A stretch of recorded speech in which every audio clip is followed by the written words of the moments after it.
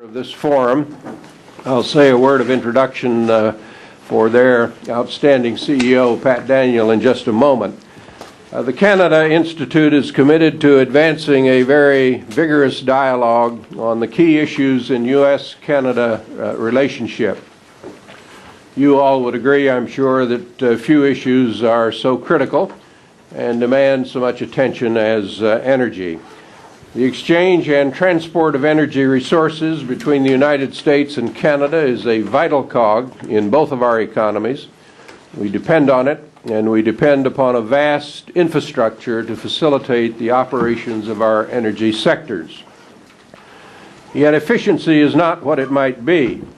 And so on many bilateral issues before us, the proximity between the United States and Canada does not preclude the enormous challenges facing the cross-border energy trade. We're very fortunate to have in this room many of the key people who can help us point us towards a solution. Woodrow Wilson, whose picture's over here on the wall, once said, "I use all the brains that I have and all those that I can borrow." The Canada Institute draws on that concept, bringing together many key policymakers, business leaders, and experts to navigate our way through the tough challenges before the United States and Canada. We want to hear from you, and we want you to have the opportunity to hear from one another. It is now my pleasure to turn things over to a man who is leading the way on enhancing energy trade between the United States and Canada. Pat Daniel has been the president and CEO of Enbridge Inc. since January of 2001. An active industry and community leader, Pat is past chairman of the Energy Council of Canada, chairman of the Business Advisory Council for the University of Alberta's Faculty of Business. We're pleased that Pat brings his considerable expertise, 30 years of experience in the energy sector, to the Forum on Energy Infrastructure. It is a sign of his continued commitment to advancing the dialogue between our two nations on this question of vital public interest. Pat, welcome to the Wilson Center. I wish you all a very successful forum. Pat, we're delighted to have you. We may want to switch that microphone over to him for just a few minutes if we could. How is that? Is that microphone working okay? You may want to bring it up a little closer. I don't think it's going to go. It won't go too much closer. Thanks, Paul. That's the first time I've been able to steal the microphone away from Daniel Yergin. Thanks, Lee, for the introduction, and welcome everyone to this session on cross-border energy issues. I very much appreciate everyone's attendance this morning, and look forward to everyone's participation. To use Woodrow Wilson's expression, we're going to need a lot of borrowed brains in order to conquer some of the issues that we face, particularly looming issues in this whole area of cross-border energy supply and demand. I think we all agree that this is a pretty complex issue, but it's one that I think is going to get even more important to the consuming public over the next 5 to 10 years than it has been in the past. This forum, by the way, as many of you know, is a follow-up to an awards dinner that was held in Calgary earlier this year, and it was really held as an initiative of the Canada Institute at the Woodrow Wilson Center.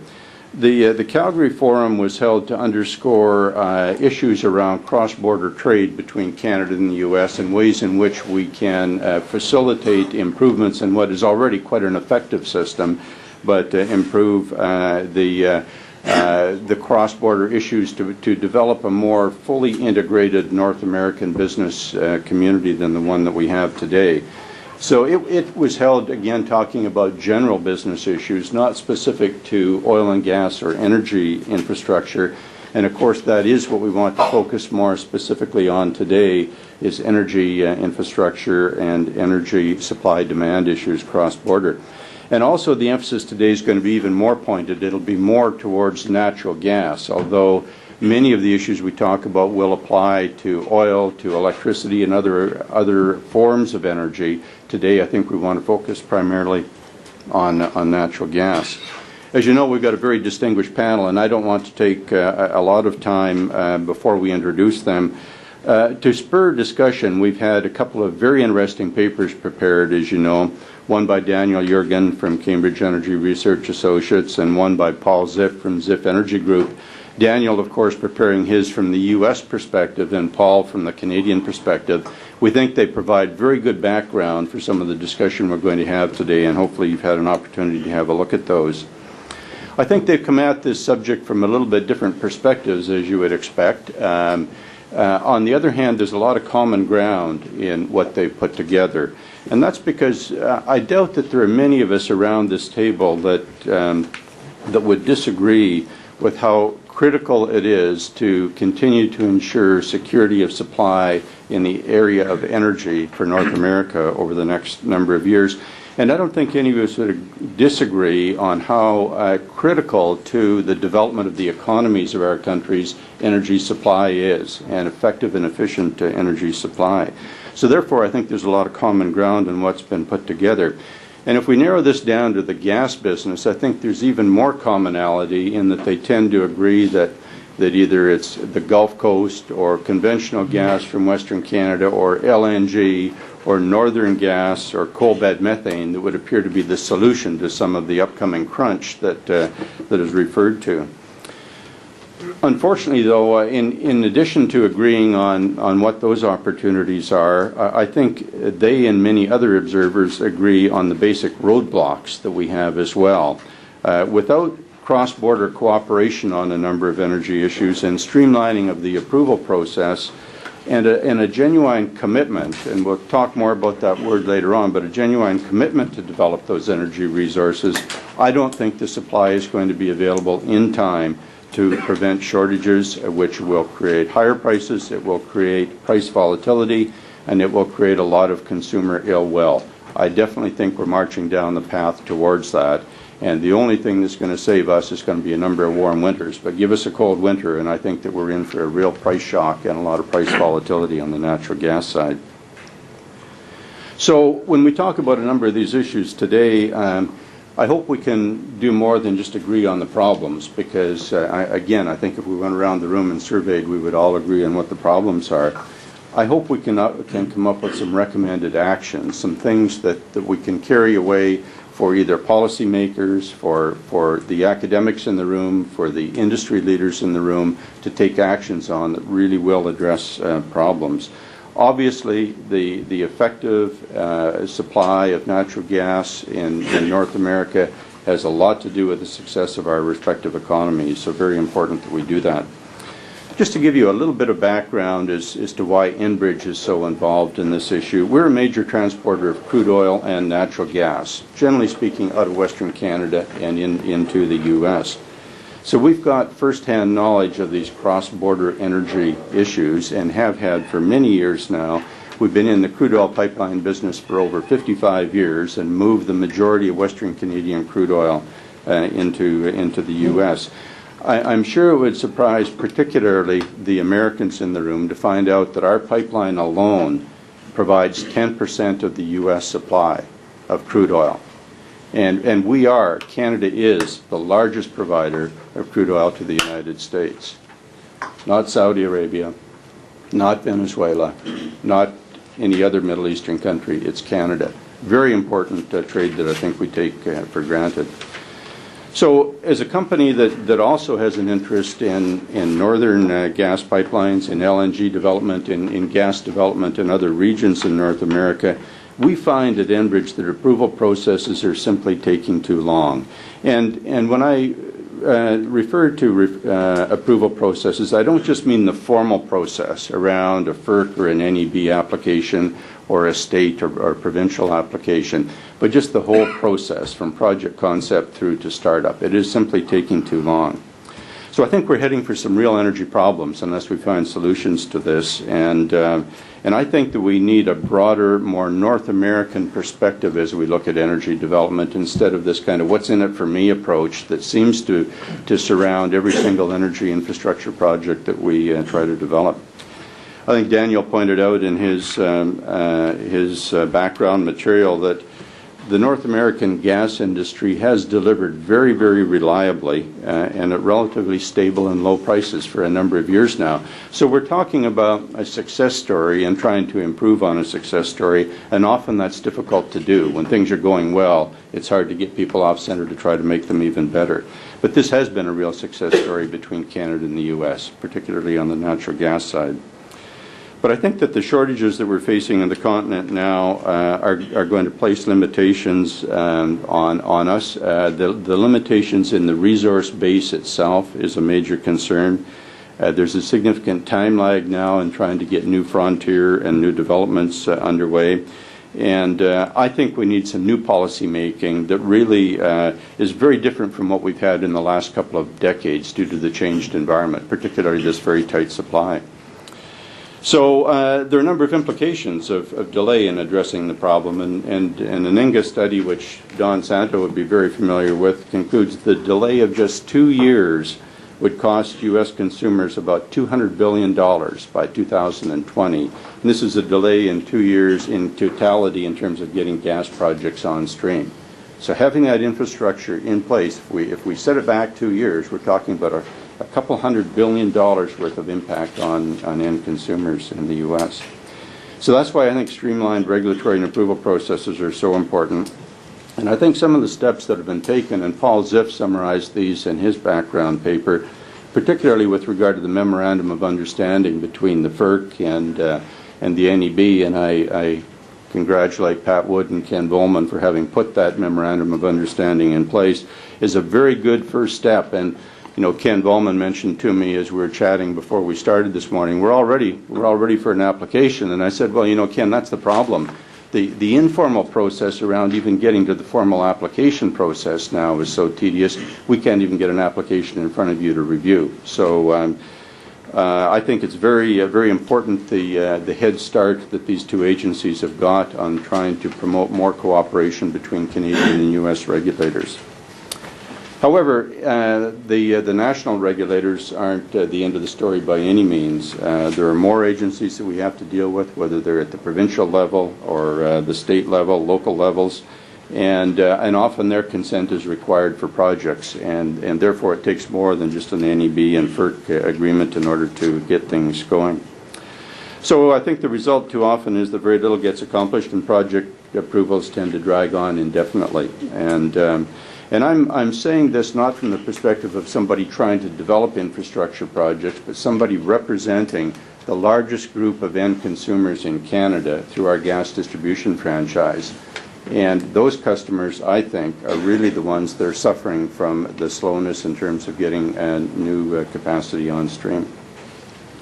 So I think there's a need for new energy infrastructure. As an example, some of the issues around access into the U.S. Northeast, very, very critical, and a good example as to how local and regional interests can slow down what's a very broad and general and societal need for increased natural gas. And I'm sure David Manning from Keyspan, sitting right beside me, will speak to those issues later on. So it seems to me that this whole issue of public need and necessity and national good has gone by the wayside. That the regulators and governments are really there to help promote those interests, but they too often get tied up in the NIMBY issues associated with hearings, and we don't get to the real objective.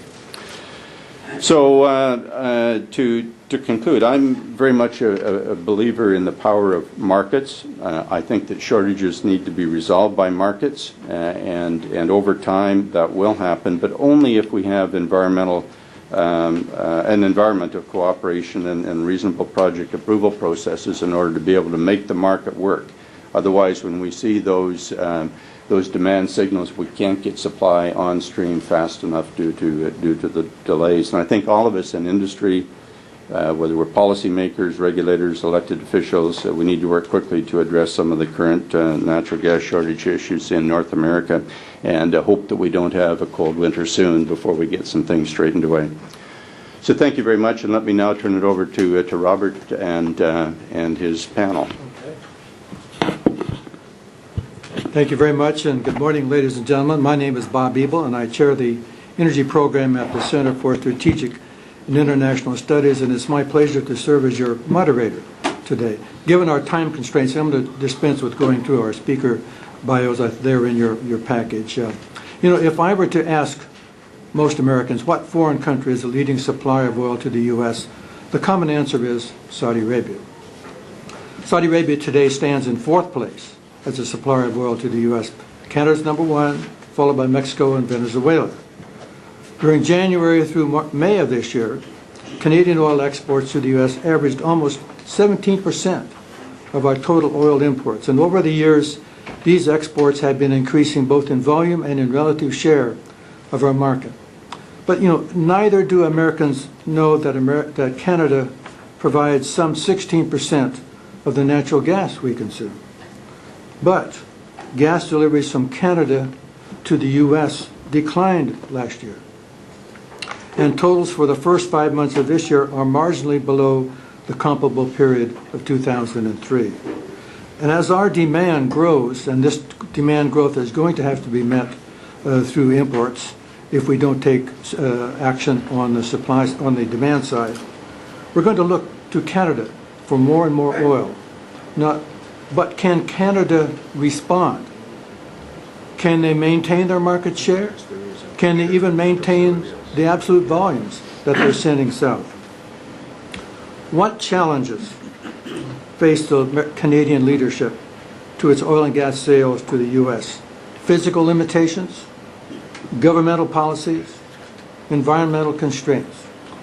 That's the challenge facing our speakers this morning. There's another challenge before our speakers, and that's to keep their remarks to 10 minutes.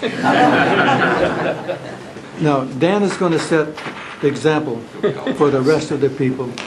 10 minutes. Dan, the floor is yours.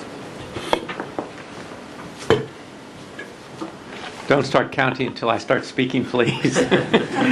Thank you very much, Mr. Secretary. Ladies and gentlemen, it's very pleased to be part of this discussion and the importance of it. And as Pat and Bob have noted, Americans, U.S. citizens are now much more conscious of energy dependence, our integration, but they have quite a distorted map in their head about it and don't understand the central role that Canada plays. And I want to do my little part here to help set out that framework, and also introduce my colleague Marie Fagan, who's our Director of North American Natural Gas, who will be helping out later in the discussion. Certainly, the natural gas industry that is here meets a major responsibility for both the United States and Canada, delivering something like 20% of the energy used in the two countries. Moreover, it's done so at stable and relatively low prices. And this is in no small part due to the integration of the industry between our two countries, which really seamlessly moves gas about. It's been one of the great success stories of cooperation between Canada and the United States, and very definitely a major contributor to economic growth in both countries. But, as Pat and Bob have already pointed out, and we all know, it's being challenged by market fundamentals in two ways. One is geological realities, and two is new demand requirements. And solving this problem, again, will be important not only to the industry, not only to consumers, but to the overall economy. And I think one of our theses, which I know others share, is that this means that the principle of continental markets, continental integration, will expand to be global integration. You look at the starting point, the U.S.-Canadian gas trade began with a very modest shipment of gas to Montana from Canada in 1953. Now, Canada, as pointed out, is 16% of U.S. gas demand, and altogether, Canada meets 24% of the total continental demand. And it does so in a way that is remarkably flexible from the viewpoint of both producers and consumers. You want 20-year contracts, you can get them. You want a one-day sale, you can get them. Now, the success has led to high expectations to look to natural gas to solve both environmental challenges and to meet, in particular, the growing bulk of electricity demand. You know, many of us know that number, that 200,000 megawatts of capacity, almost all of it gas-fired, has been added in the last few years. Sometimes you have to stop and say, how much is that? That's the equivalent of a quarter of the entire installed capacity of electric generating capacity in the United States in the year 2000. And so we've added that. And gas is critical to that. Gas is also critical to the growing expansion that's already been alluded to in oil sands. And I know Kyle has focused very much on and given attention to the growing role, the positive contribution that oil sands will make, and the degree to which that reserve and potential is not fully appreciated in the overall debates. But we know that natural gas faces these challenges. Look at the supply picture. We see a North American flattening. We see a great amount of gas globally that's available. And we also recognize the longer lead times that are required to develop the North American resource base. But I think Pat rather starkly put the picture we're looking at, which is for the next few years higher and more volatile prices, which are set to become the norm in North America, and the need to build confidence in the face of those kind of prices. And again, it's the flattening of domestic production. And the window is the development of new supply, including the development of LNG, which will, in a sense, put the boundary on the other side on these high prices. Now, the last time we had a crisis, and some like I think Ben Cooper remembered very vividly as though it was yesterday, it was the result of really over-regulation, and the problem was finally solved by removing restrictions on markets and indeed by the integration. And the integration that resulted has been tremendously beneficial to both countries. Canadian gas exports to the U.S. have increased by 80% over the last 15 years. That's sort of gas on the move that sort of demonstrates markets responding. And, you know, the impact for Canada has been quite significant. The oil and gas sector provides direct and indirect employment of something like 370,000 Canadians.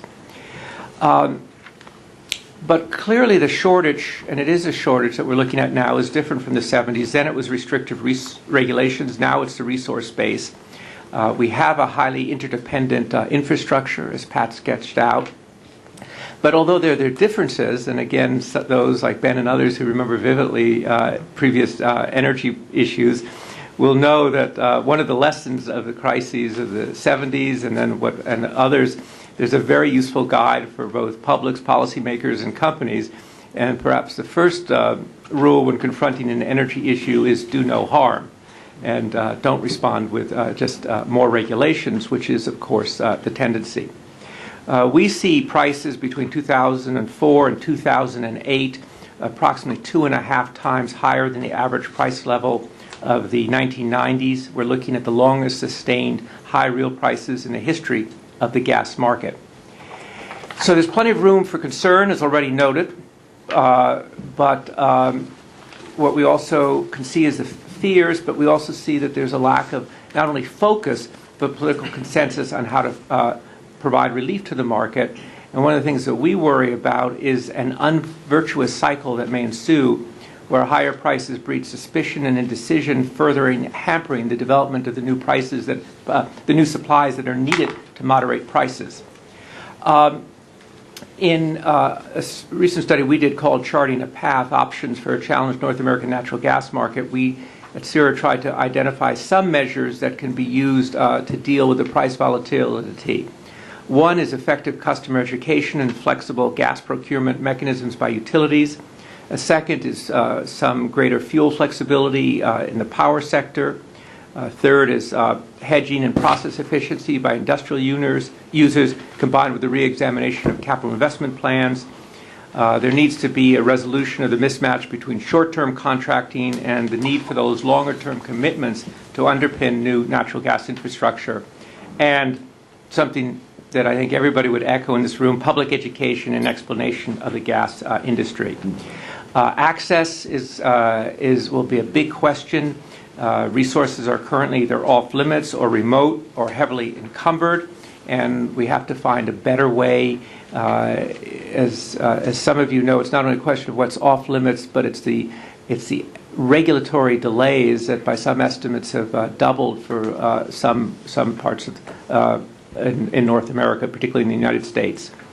Streamlining a permitting activity and making it, rather than encumbering it, in all phases of the gas industry will be critical. And of course, the development of frontier supplies, whether you're talking about Alaska, whether you're talking about Atlantic Canadian, Arctic regions, LNG from overseas, all of those need to be expedited. In all this, we need to focus on avoiding reactive policy, joint solutions. We need to be aware of what we can call the California phenomenon, in which finger-pointing and the search for villains works against market adjustment and makes it very hard to achieve the kind of cooperation that's necessary to make a difficult situation better. And once you get high volatility of prices and sudden media focus and the problems and pains it causes for consumers, that's when you run the risk of the California phenomenon. Now, we're already seeing a range of adjustments in process, new supplies, alternative power technologies, new technologies, shifts by consumers. But the difference, as in the past, and one of the reasons we're here today, is the lead time, the lags to develop new resources, large new resources, are considerably longer than what we would have seen, for instance, in the 1990s. So it's essential, and I think Pat and Bob, it's one of the things we want to do here, is to identify policies that facilitate this adjustment and do not retard it, that encourage flexibility, not rigidity. So there's a real need to grapple, as we're trying to do here with these questions, to avoid the kind of acrimony that is so characteristic when an energy issue suddenly flies up on the radar screen.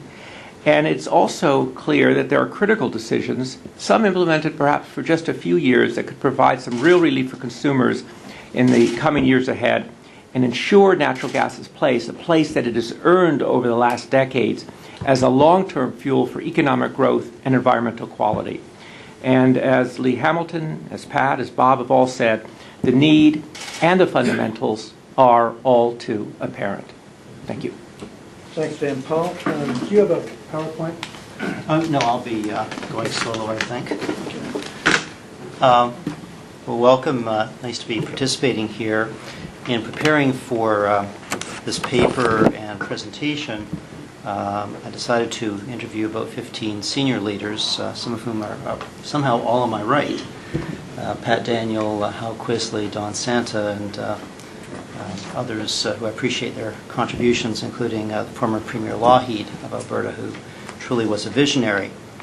The three areas that I'd like to briefly speak on this morning first addresses the Memorandum of Understanding, and that are what are some practical issues in future Canada U.S. regulatory collaboration.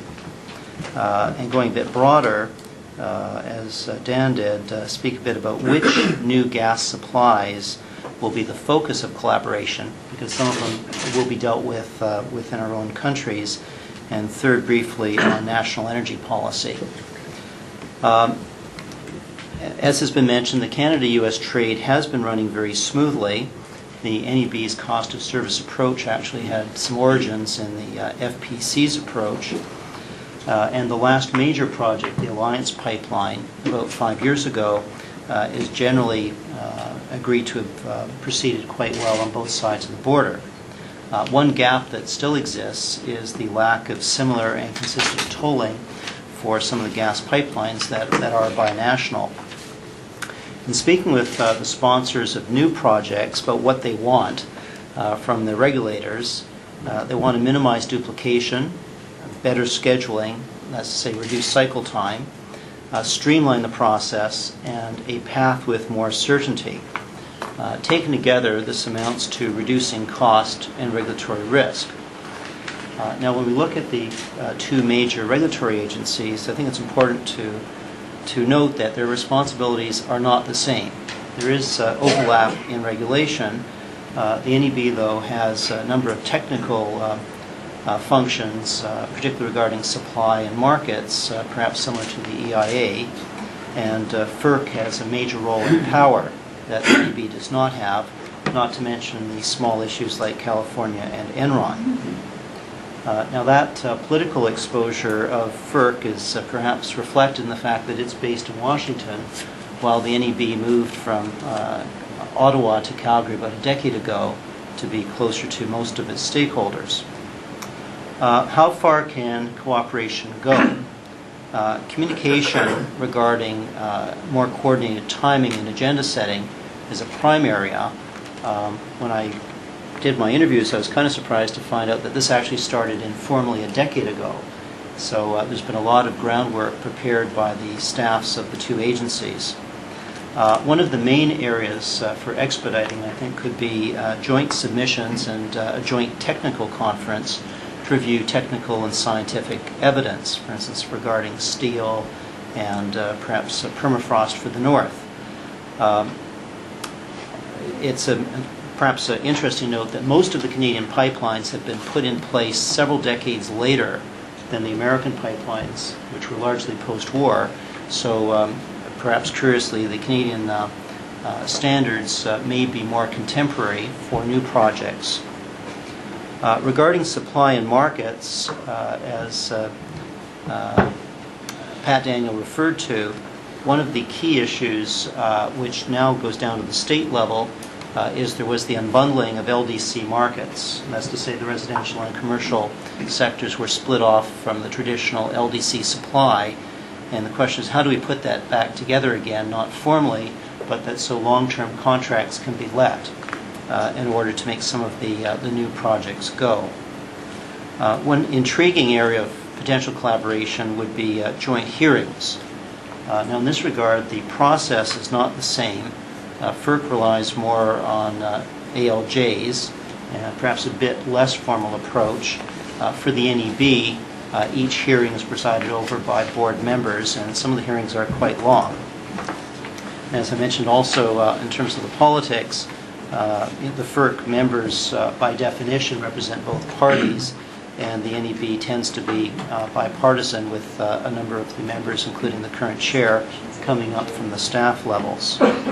A major socio-cultural difference, and Americans always think that Canada is a clean U.S., no crime. Kyle's thinking that over. Okay, no crime, no litter. Canada signed Kyoto, the U.S. did not. Canada set up SEA, Canadian Energy or Environmental Body, a decade ago to standardize the approach towards the environment in all major projects across all government agencies in Canada. Now, that's not to say that everyone in Canada appreciates being cleaner, because it imposes some extra burdens. One of the shared issues of both agencies is a lack of full authority or jurisdiction. Now, the curious difference is that for Canada, this is reflected mainly in the frontiers, the East Coast and the North. Now, the North is important for northern gas supply, and the good news is that there has been agreement for almost all of the First Nations land claims. Hope George won't mind my mentioning that the bad news is that it's created about a dozen or more players of equal regulatory standing to the NEB. So the NEB is doing a remarkable job at trying to coalesce everyone, and these are bodies that have never heard a hearing before, don't have staff. When they do have staff, they change over within a year or two. In the case of the U.S., the shared jurisdiction challenge relates mainly to the lower 48, and that's seen in the profusion of interveners and the NIMBY complex. The second area which I'd like to mention is the new supplies, and there are some challenges with the Centre server, and but in my paper, if you have that, we have a gas supply pyramid on page 7. And the base of it, the conventional supplies, is the Gulf of Mexico, onshore and offshore for the U.S., and Western Canada. And that represents about 80% of current gas supply. There are 6 types of non-traditional gas supply. LNG, which of course has been in the news in the last year, but goes back more than 30 years. Deepwater Gulf of Mexico, Canada's Scotian Shelf, which has not been as robust as we expected, and coal bed methane, which has been very important. At the top of the pyramid are the two future supplies, which are not yet connected, Canada's Mackenzie Delta and Alaska's North Slope. Now, of these six, LNG is critical in that medium-term phase, both for expansion of the current 4 plants and for new plants, although the NIMBYitis may result in the plants being sited outside the U.S. in either Canada or Mexico in order to deliver quickly. I hope there'll be discussion on the Alaska pipeline, because this is truly massive, 3 to 6 BCF a day. Unfortunately, a huge price tag of 15 to 20 billion, which is not helped by the trend in steel prices courtesy of the Chinese economy. We take a look at these 6 supply areas. I found it fairly remarkable that a number of them can be dealt with within each of our 2 countries. LNG, I mentioned, the siting in the U.S. may result in a boon for Canada and Mexico. Alaska, though, is the project which fully engages both countries and is of largest scope. And the INGA study that was cited was talking about the cost of a delay of 2 years. Well, Alaska has pretty much been delayed 3 years, and it has no tangible sign of going anywhere quickly. So I would regard that as a national American tragedy at this point for consumers.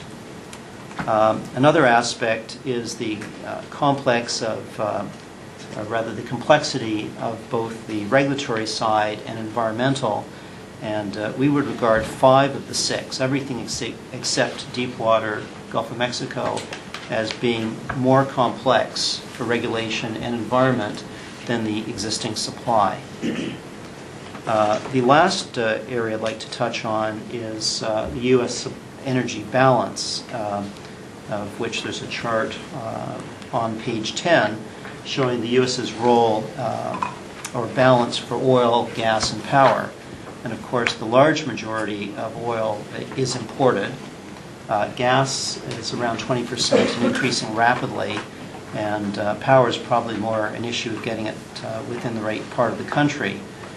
Canada is a very significant exporter of gas and a growing exporter of oil, together with Mexico, but there is no way that the 2 countries can even put a small dent in the U.S. Growth and demand. And for that reason, we view both Alaska as critical and also a U.S. energy policy. I know energy policy was dealt with initially with the Cheney report in 2001, talking about the dire consequences of the imbalance. And from outside, if we look at the key role that energy played, as Dan outlined in his book, in bringing down the former Soviet Union, one has to be concerned with the U.S. reliance on particularly oil supplies, and the fact that even after a major power blackout just a year ago, there's still not an energy policy. So I'm sure the later speakers will cover some of these points, and thank you for your attention. Thank you, Paul. Mr. Secretary. Bob, thank you. I'm delighted to be here. Let me first introduce Jim Slutz over here. I'm sure most of you know him. He's our Deputy Assistant Secretary for Oil and Gas, and primarily, though not exclusively, responsible for oil and gas R&D at the department. I also do want to acknowledge and thank Pat Wood for being here. The truth is, he should be sitting where I am. I actually have nothing to do with energy policy. Notwithstanding our name, he's the guy who actually wields all the power and authority, and he's doing a terrific job. I mean, I say that only partly tongue-in-cheek, because the Department of Energy, I spend most of my time, dealing with nuclear weapons, and notwithstanding the name of the department, it is an oddity that we're not a regulatory agency, and so therefore our intersection with these issues is really at a sort of a higher policy level. So FERC is absolutely critical, and I know he'll be joining the discussion later. I know it's implicit in all this, but I think we should, as we think about the future, we should reflect on some of the obvious things in terms of the strong ties between the two countries in question here, the United States and Canada.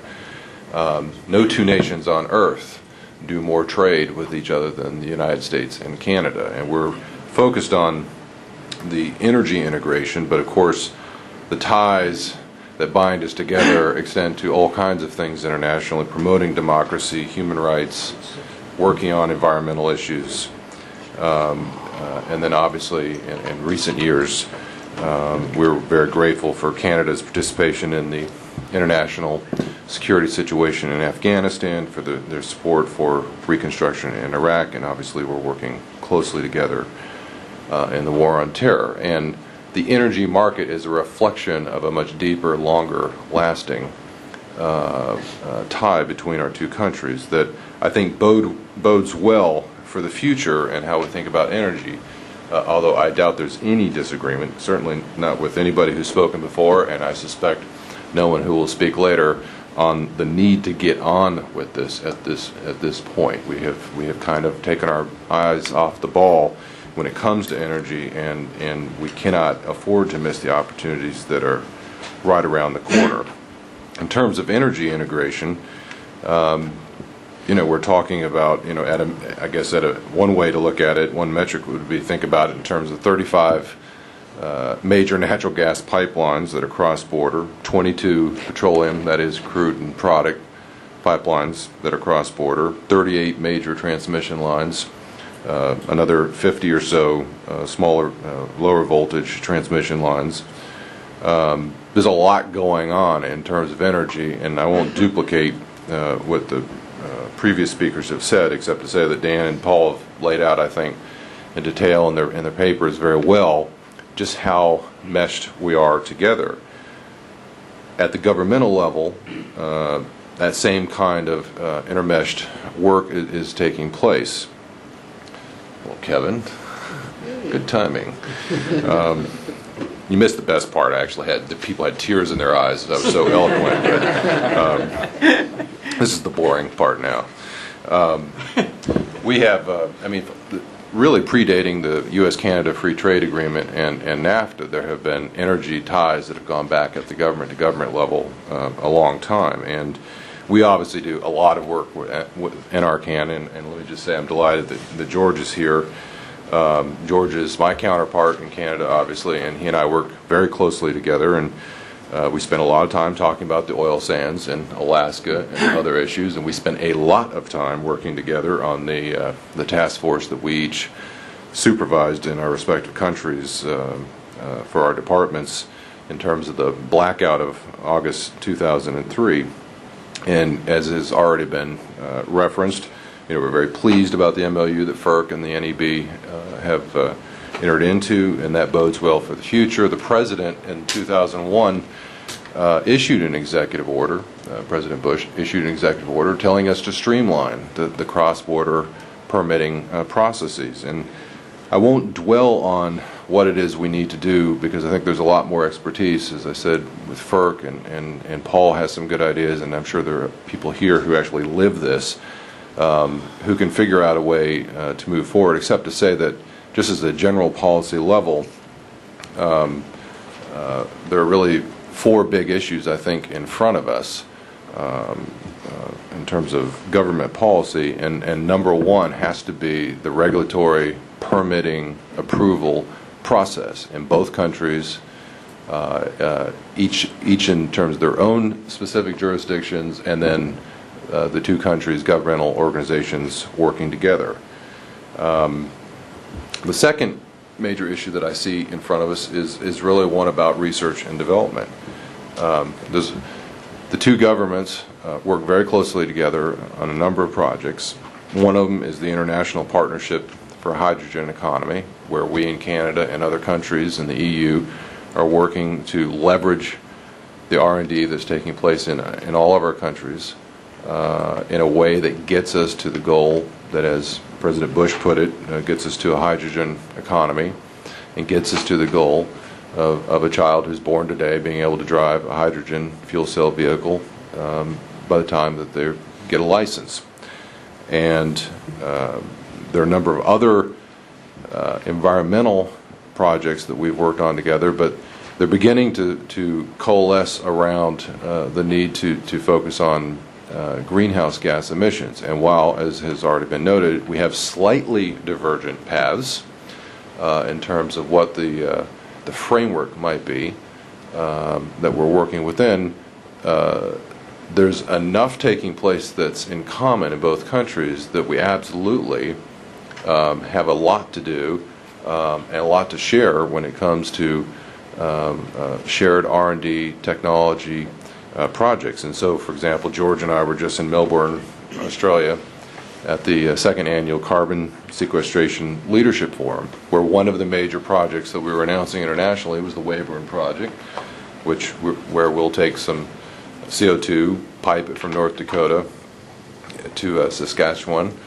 to an oil field, and use it for enhanced oil recovery, and also demonstrate, we hope, how best to sequester carbon. So there's a lot that we can do on that, and it will be very relevant, I think, as we continue to focus on the Alaska, Western Canada, through the east and into the lower 48 in terms of energy integration.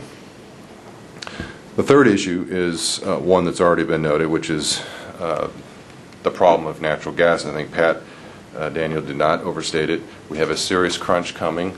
It's a little frustrating that we've been saying this for 3.5 years. And although Paul referred to it as the Cheney report, and I know he wasn't saying that to send any signal, the fact is it's the President's national energy policy. We've been saying this for 3.5 years, over and over again. At some point, people will get this.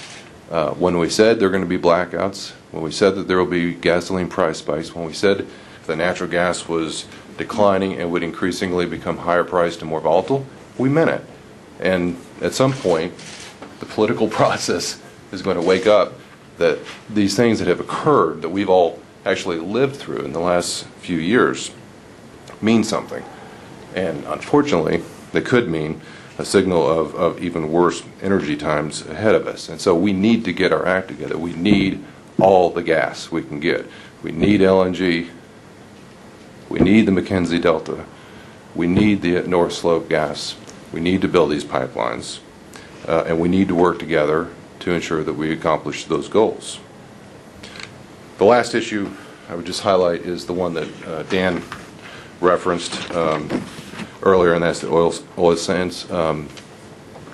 It's true. He and I were emailing each other several years ago. I was asking Dan, are we the only two people outside of Canada that appreciate what's actually staring us in the face? And since that time, EIA has now included the oil sands in the estimates for proved reserves. I think a lot more discussion has taken place, a lot more interest. You can just watch the private sector and the interest there. I think we're on the verge of something major there. I'm not going to say a whole lot more about that because I'll let George address that, except to say that there's some obvious challenges, capital, skilled labor, confronting carbon dioxide, confronting the issue of natural gas supply for the oil sands itself. But I have no doubt that given what we see coming in the future in terms of supply and demand fundamentals, the future is very bright there, and I have no doubt that an essential element of that will be the United States and Canada, not just the private sector, but the two governments working together. And with that, I will stop. Thank you very much, Mr. Minister. Thank you very much. Well, like Kyle, and I can endorse everything he said, but I should be replaced here by Ken Volman if you want to get into the details of regulating the gas market, but Ken's here and will participate on that. So I'll say a few things about gas, but I'll have my comments will be a bit broader. But the fact that we're meeting here is one more sign that energy issues are moving back up the policy agenda, and that given that our two countries have by far the world's largest bilateral energy relationship, it's natural we should be focusing more and more on energy issues of mutual concern. Our two countries now have a deeply integrated market, and on both sides of the border we've embraced market principles for the energy economy. And this is very different, of course, from earlier periods when producer interests, security supply concerns, regulatory philosophies underlay significant government interventions in energy markets and barriers on both energy exports and imports. It's in the nature of the market-based principles that once governments have got the basic frameworks in place, they should largely get out of the way and let the market work. And of course, there are always specific issues that arise, but most of these are second-order questions that, rather than major policy concerns. And those are some of the ones that we'll let the regulators talk about. So it was that after a period in the 70s and 80s when both countries had major concerns about policies across the border, whether our export restrictions or investment regime or your barriers to our gas exports, energy slipped off the high-level bilateral agenda in the 1990s. The basic market framework was in place and the private sector was able to get on with its business. This was particularly true of oil and gas. And this has served both countries very well. Canada has seen a tremendous development of its oil and gas resources with benefits to every region of the country and to our public treasuries. The U.S. has been assured secure access to both these resources, and moreover, Canadian gas has met virtually all the increased U.S. demand for this important commodity through the 90s, helping to keep it competitive during the dash to gas. Electricity was something of a different story. While there was a move in both countries to introduce market principles and incentives, it's been a rockier road to find sustainable market designs, and there's certainly no uniformity either within or between the two countries. Nor did we see any major growth in our bilateral trade in this area. That said, our electric systems are deeply integrated, and Canadian utilities, in order to maintain their access to the U.S. market, have had to be responsive to changing policies in the U.S., notably around delinking transmission and generation. My main message this morning is that while I see a continuation of the basic framework of energy policy, notably a strong market orientation in both countries, I believe that a variety of circumstances are going to lead to a more intense dialogue about our energy relations. I hope to demonstrate this by providing a quick overview of the general objectives of energy policy, of some recent initiatives in Canada, and of some issues associated with specific sectors. All of these will require greater energy dialogue. At the most general level, an energy policy must have a view on the nature and balance between objectives of promoting economic competitiveness, energy security, and environmental sustainability. Let me say a word about each of these. First, competitiveness. Energy resources are valuable. Energy is a key input into our economies. Realizing the value of our energy resources and having competitive energy prices are both important goals of public policy. It was largely with this in view that we moved to market-oriented policies. However, there was always a question whether the market design or regulatory rules let markets work efficiently. The IEA, for example, has worried that whether we are getting our signals straight for long-term infrastructure investments, particularly in electricity, but potentially in gas markets as well. Our growing need for LNG will also be an important test for whether our regulatory arrangements around approvals for terminals are effective. Second, energy security. It's a dual concern. Planning to avoid or deal with major short-term disruptions in supply with consequent impacts on availability and price, and considering strategies to deal with possible long-term shifts in market power to other countries who may use it to restrict longer-term supply and cause a secular shift in prices. Historically, energy security was primarily about oil security. The oil shocks in the 70s put energy security at the top of the public agenda and led to such initiatives as the creation of the IEA and of strategic oil stocks. The oil shocks also brought much higher oil prices, which induced new supply, notably from OECD countries. OPEC's market share declined, as did concern over oil security.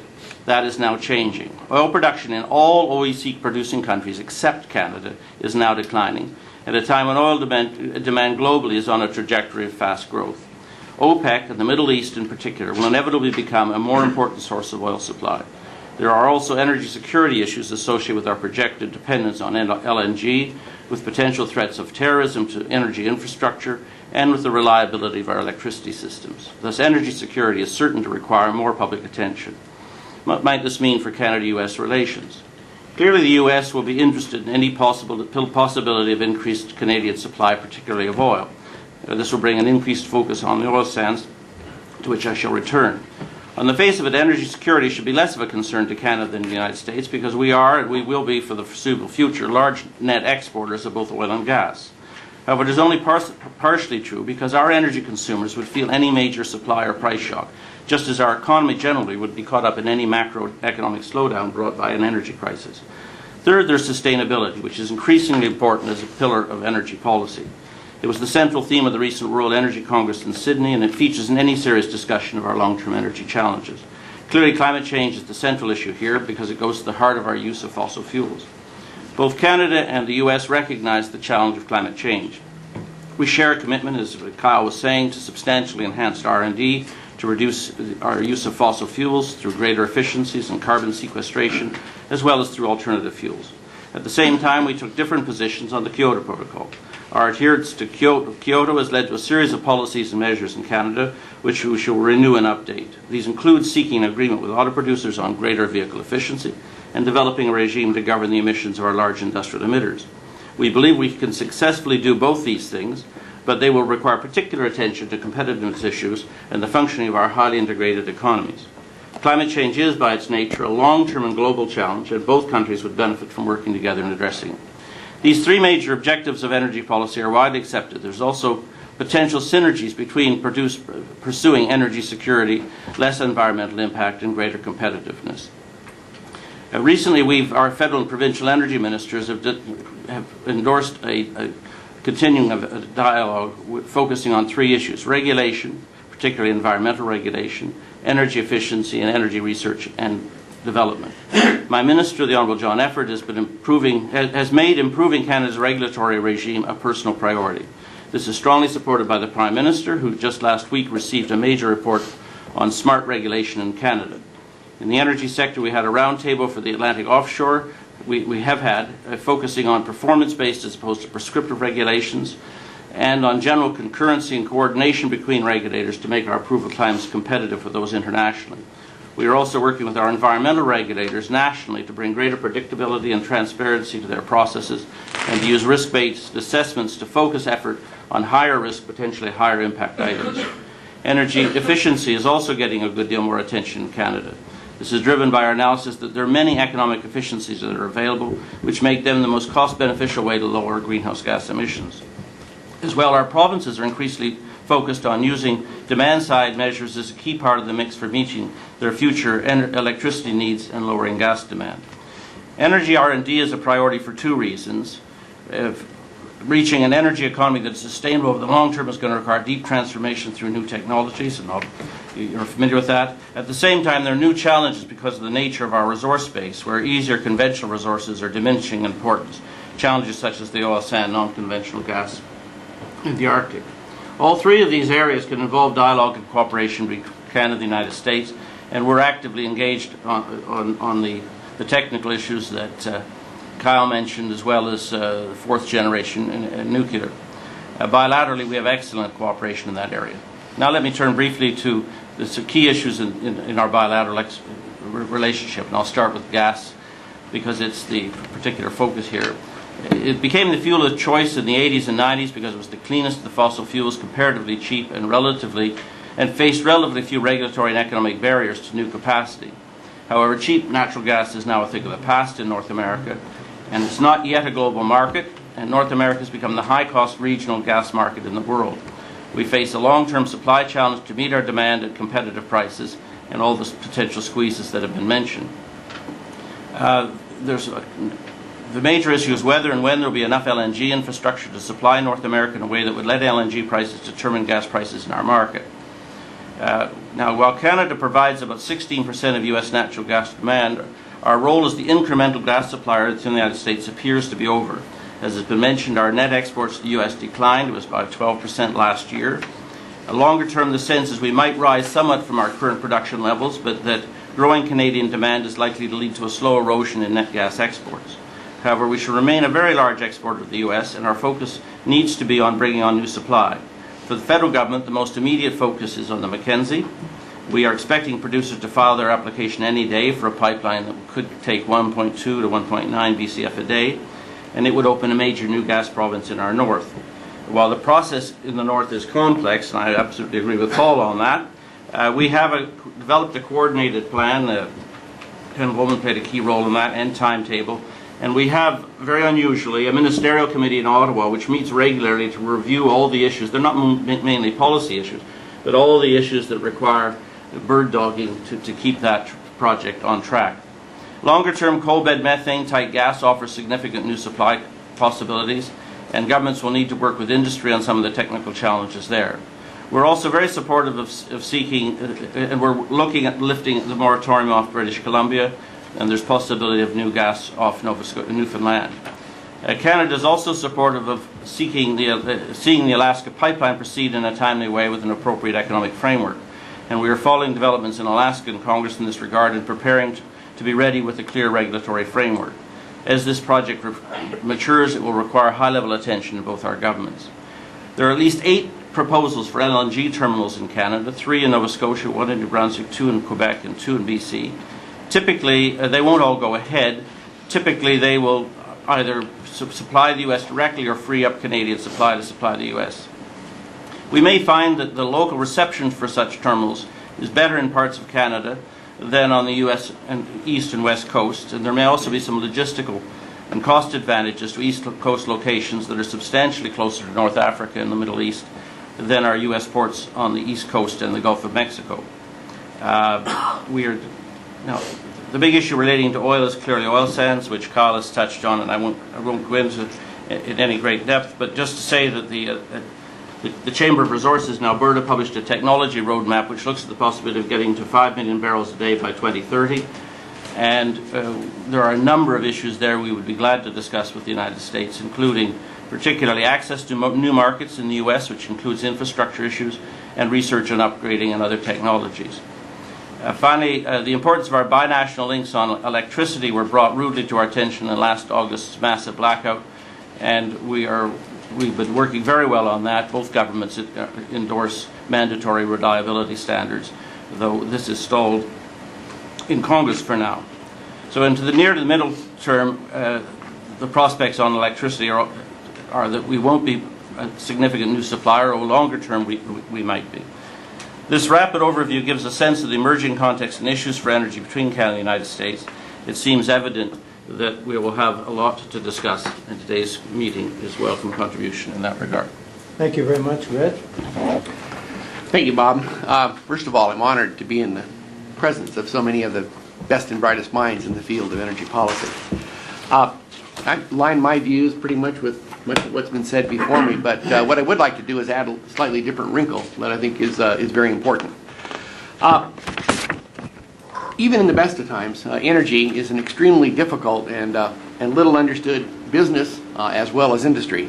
And so what I'd like to do is focus my comments on the latter, because I feel that the little understood part is one of the linchpins to ultimately improving the North American public policy outcomes for energy.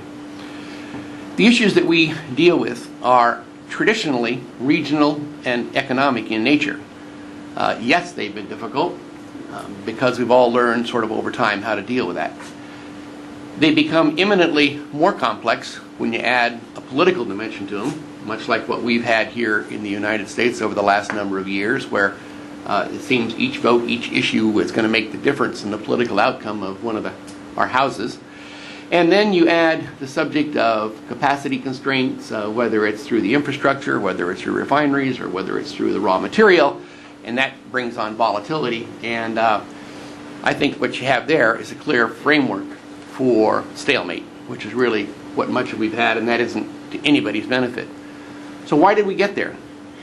Well, I think we've gotten there because we clearly have not risen to what I would call the communications challenge. And I point the finger at both industry and at government. In today's environment, where there are multiple, and I want to underscore multiple by the dozens, of communications channels, there are multiple sources of information to move down those channels, and there's ready and willing audiences who have little understanding about energy to receive this information. Why are we surprised that many of the people out there who we think would look at these issues in the same way that we do don't more readily support us, don't more actively go to their elected and regulatory officials and help them understand why it's important for what they do?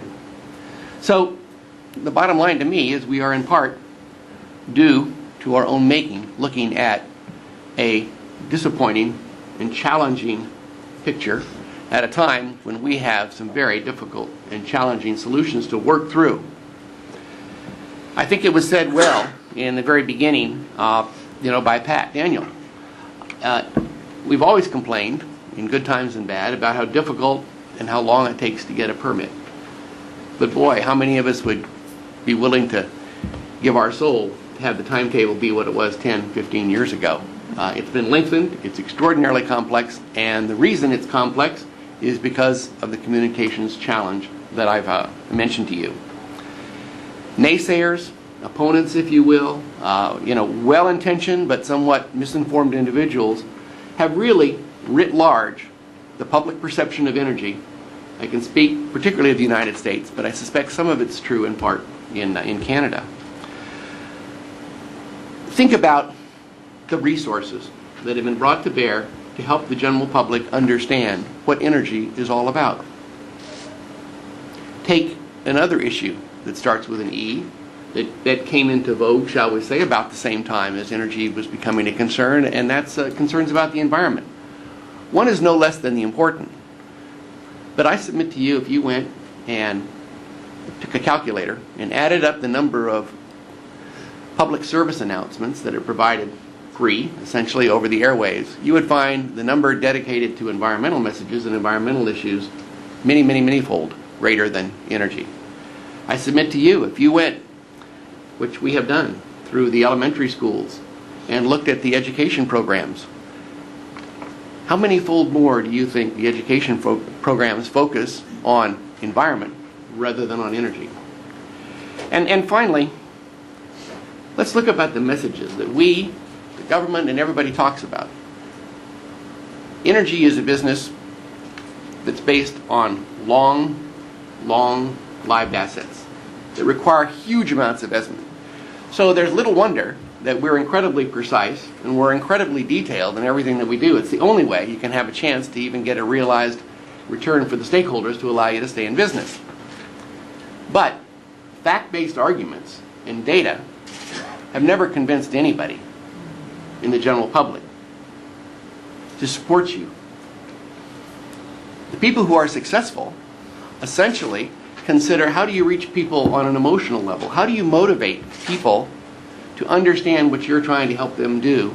And how do you take that emotion and move it into a point where the person says, it's as important that the economy is growing and that I have a job, because if I'm going to preserve what I've earned for my family, if I'm going to leave a sustainable environment in which my children can grow up, we need to have competitive and readily available energy. But most people don't talk about that. I think we need to do more of that. We're all at fault. The idea of brickbats and finger pointing and all of these